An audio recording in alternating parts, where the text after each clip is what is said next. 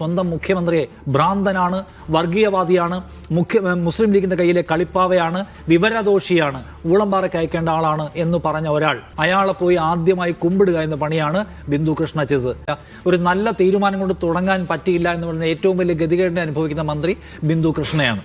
കാരണം എന്താണ് അവർ ചെയ്യുന്ന എന്താണ് നമ്മൾ കാണുന്നുണ്ട്. ഇപ്പോൾ എല്ലാവരും പറഞ്ഞില്ലേ, വിദ്വേഷത്തിനും സാമൂഹികമായ സംഘർഷങ്ങൾക്കുമെതിരായിട്ട് ഈ സർക്കാർ എന്ത് ചെയ്യുന്നു എന്ന് നമ്മൾ ഇപ്പോൾ പരിശോധിക്കാൻ നോക്കിയാൽ ഈ സർക്കാരിൻ്റെ കയ്യിൽ നമുക്കുള്ള റോങ് മെസ്സേജാണ്. സംശയമില്ല, ഈ സർക്കാർ എന്ത് ചെയ്യും നാം ഉറ്റുനോക്കുകയായിരുന്നു. ഈ ഗവൺമെന്റിന്റെ ഭാഗത്ത് വന്നിട്ടുള്ള റോങ് മെസ്സേജാണ്. കാരണം ഈ ക്യാബിനറ്റിന്റെ ഭാഗമായിട്ടുള്ള ഒരു മന്ത്രി ഒരു വിദ്വേഷ പ്രസംഗകന്റെ വീട്ടിൽ പോയി കുമ്പിട്ട് നിൽക്കുന്നു. അവർക്ക് വേണമെങ്കിൽ ഇപ്പം അവരുടെ വിശ്വാസത്തിന്റെ ഭാഗമായിട്ട് അവർക്ക് ശിവഗിരിയിൽ പോകാം, അവിടെ പോയി പ്രാർത്ഥിക്കാം, അവിടെ പോയി സന്യാസിമാരെ കാണാം. അത് കാണുകയല്ലേ ചെയ്തത്.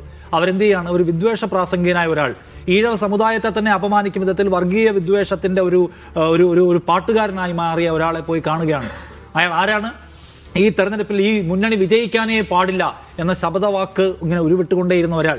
ഈ വി ഡി സതീശൻ എന്ന് പറയുന്ന മനുഷ്യനെ ഊളംപാറയിലേക്ക് അയക്കേണ്ട ആളാണ്.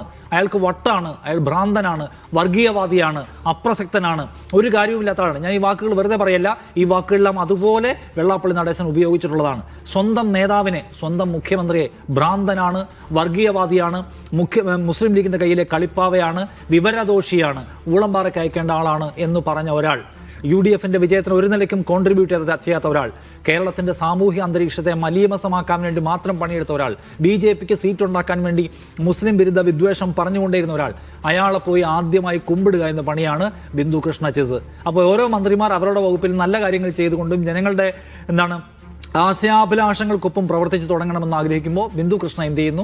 വിദ്വേഷ പ്രാസംഗികനായ ഒരാളെ പോയിട്ട് കുമ്പിടുകയാണ്. അപ്പോൾ നിരാശപ്പെടുത്തിക്കൊണ്ടാണ് അവരുടെ തുടക്കം. ഇതൊരു പ്രധാനപ്പെട്ട കാര്യമുണ്ട്. ഈ വിദ്വേഷ പ്രസംഗത്തിന്റെ കൂടെ ഞങ്ങളില്ല.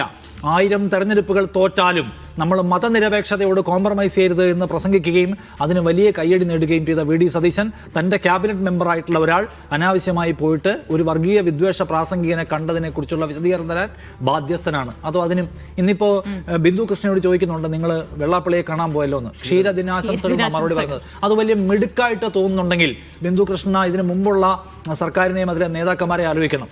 ഇതിനേക്കാൾ വലിയ വർത്തമാനം പറഞ്ഞ് ഡിഫൻസ് ഉണ്ടാക്കാൻ ശ്രമിച്ച ആൾക്കാരെ ജനങ്ങളെടുത്ത് എറിഞ്ഞാണ് കണ്ടത്.